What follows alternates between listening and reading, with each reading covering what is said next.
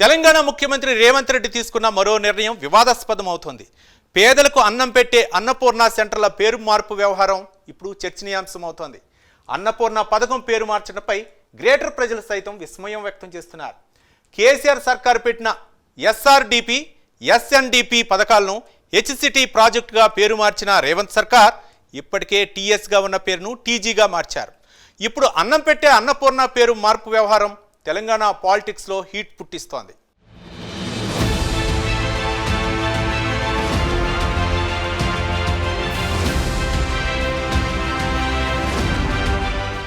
ఆకలితో అలమటించే వాళ్లకు కడుపు నిండా భోజనం పెట్టాలన్న ఉద్దేశంతో గత ప్రభుత్వం హయాంలో అన్నపూర్ణ కేంద్రాలను ఏర్పాటు చేశారు. పేదలు, చిన్న ఉద్యోగులు, స్ట్రీట్ వెండర్స్, క్యాబ్ డ్రైవర్లు ఇలా అనేక మందికి 5 రూపాయలకే భోజనం చేసేవారు.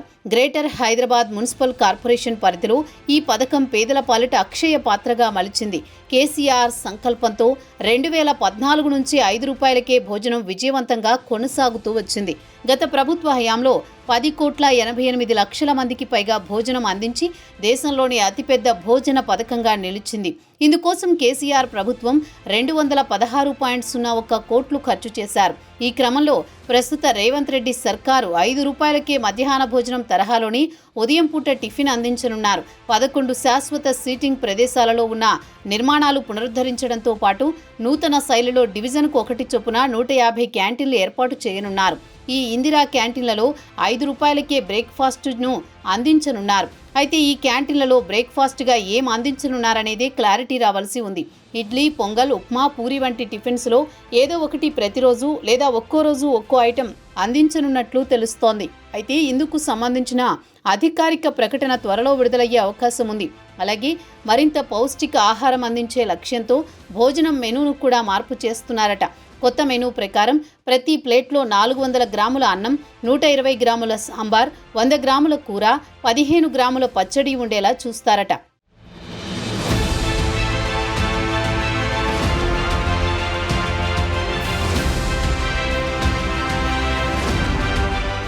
ప్రస్తుతం చాలా అన్నపూర్ణ కేంద్రాలు తుప్పుపట్టిన రేకుల షెడ్లలో, పాడుబడిన గదుల్లో కొనసాగుతున్నాయి. ఈ నేపథ్యంలో వాటిని శాశ్వత భవనాల్లోకి మార్చాలని జీహెచ్ఎంసీ నిర్ణయించింది. ఇందుకోసం ఇప్పటికే ఒక కమిటీని ఏర్పాటు చేసి నివేదిక ఆధారంగా పనులు చేపట్టనుంది. భవిష్యత్తులో ఏర్పాటు చేసే క్యాంటీన్లతో పాటు ప్రస్తుత కేంద్రాల్లో కూడా ప్రజలు కూర్చుని తినేందుకు వీలుగా ప్రత్యేక సీటింగ్ ఏర్పాట్లు చేయాలని యోచిస్తున్నారు. ఇప్పుడు కాంగ్రెస్ ప్రభుత్వం ఈ కేంద్రాలకు దివంగత ప్రధాని ఇందిరాగాంధీ పేరు పెట్టాలని నిర్ణయించింది. ఈ కేంద్రాల ద్వారా ఇప్పటి వరకు దాదాపు 10 కోట్ల భోజనాలను పేదలకు అందించినట్లు అధికారులు తెలిపారు. ముఖ్యంగా కరోనా లాక్డౌన్ సమయంలో లక్షలాది మంది వలస కార్మికులు, పేదల ఆకలిని ఈ క్యాంటీన్లు తీర్చాయని గుర్తు చేశారు. ఈ మార్పులతో ఇందిరా క్యాంటీన్లను నగర ప్రజలకు మరింత మెరుగైన సేవలు అందిస్తాయని అధికారులు ఆశాభావం వ్యక్తం చేస్తున్నారు.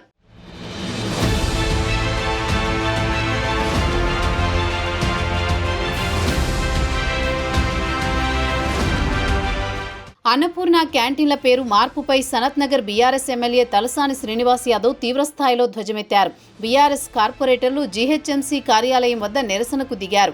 ఈ సందర్భంగా తలసాని మాట్లాడుతూ హైదరాబాద్, సికింద్రాబాద్ జంట నగరాలకు ఎంతో మంది వస్తూ ఉంటారు. అలాంటి వారికి కడుపు నిండా అన్నం పెట్టాలని అన్నపూర్ణ క్యాంటీన్లు పథకం కేసీఆర్ ఆధ్వర్యంలో ప్రారంభించామన్నారు.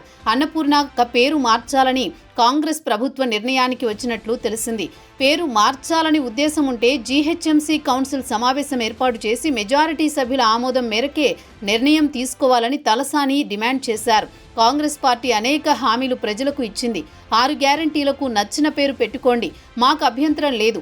అన్నపూర్ణ పేరు మార్పు మంచి పద్ధతి కాదు. ఆరోగ్యశ్రీ తెచ్చిన రాజశేఖర్ రెడ్డి పేరే తాము కొనసాగించామన్నారు తలసాని. అన్నపూర్ణ పేరు మార్చాలని ప్రభుత్వానికి ఉద్దేశం ఉంటే కౌన్సిల్ సమావేశంలో చర్చ పెట్టి ఓటింగ్ పెట్టాలని మేము డిమాండ్ చేస్తున్నామన్నారు. పేరు మార్పు వెనక్కి తీసుకోకపోతే పెద్ద ఎత్తున ఆందోళన చేస్తామని తలసాని హెచ్చరించారు. మనం తినే భోజనాన్ని అన్నపూర్ణ అంటాం. రైతు పండించే పంటను కూడా అన్నపూర్ణగా భావిస్తాడని, ఏం ఉద్ధరించారని ఇందిరమ్మ అని పేరు మారుస్తున్నారని, ఒక కొత్త క్యాంటీన్ అయినా తెరిచారా అని తలసాని ప్రశ్నించారు.